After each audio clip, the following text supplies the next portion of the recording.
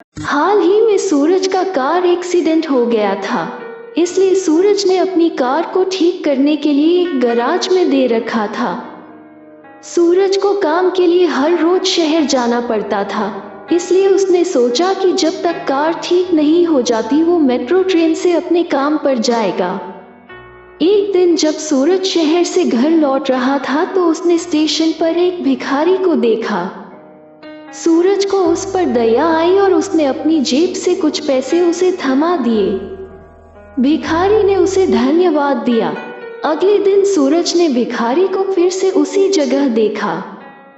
सूरज ने इस बार उसके लिए कुछ खाने के लिए लाने का फैसला किया, इसलिए वो स्टेशन के बाहर चला गया और उसके लिए खाना ले आया।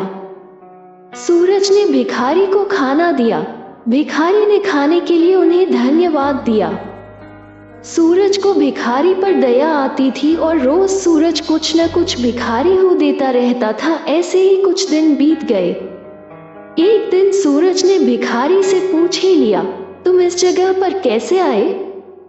सूरज को समझ नहीं आया कि भिखारी ने क्या कहा है। भिखारी सूरज को देखकर मुस्कुराया और फिर से कहा, इससे तुम्हारा क्या मतलब है?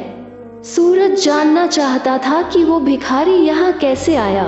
सूरज के मन में बहुत से प्रश्न थे जिनका जवाब वो भिखारी से जानना चाहता था।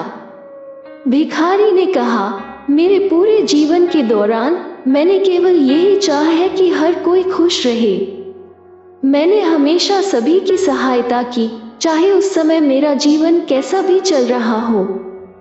क्या आपको इसका पछतावा है? सूरज ने पूछा। नहीं, ये बस मेरी आत्मा को कुचल देता है कि जिन लोगों को मैंने अपना सब कुछ दे दिया, वे मेरे बुरे समय में मेरे सामने आकर भी खड़े नहीं हुए। भिखारी ने रोते हुए जवाब दिया। भिखारी ने कहा, अपना खुद का घर बनाते समय अपनी ईंटें उन्हें सौंपने के बजाय अपना खुद का घर बनाना और शरण के लिए किसी को आमंत्रित करना बेहतर होता है, क्योंकि एक दिन तुम उस स्थान को देखोगे जहां तुमने अपना घर बनाने का इरादा किया था। वो सुनसान इलाका होगा। तब तुम अपने घर को कहां तलाश करोगे? सूरज समझ गया कि भिखारी क्या कह रहा है और अच्छी सलाह के लिए सूरज ने भिखारी को धन्यवाद दिया। कुछ ही दिनों में सूरज की कार ठीक हो गई और वो अपनी कार से ही अपने काम पर जाने लगा। जिस दिन सूरज को समय लगता वो भिखारी से मिलने स्टेशन चला जाता और घंटों बातें करता और कुछ न कुछ खाने को दे आता।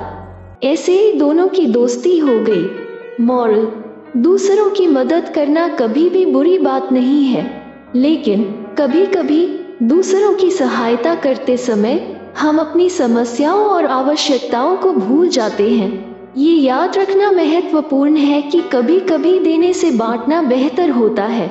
यदि आप कमजोर स्थिति के बजाय खुद को मजबूत स्थिति में रखते हैं तो आप और भी बहुत कुछ कर सकते हैं।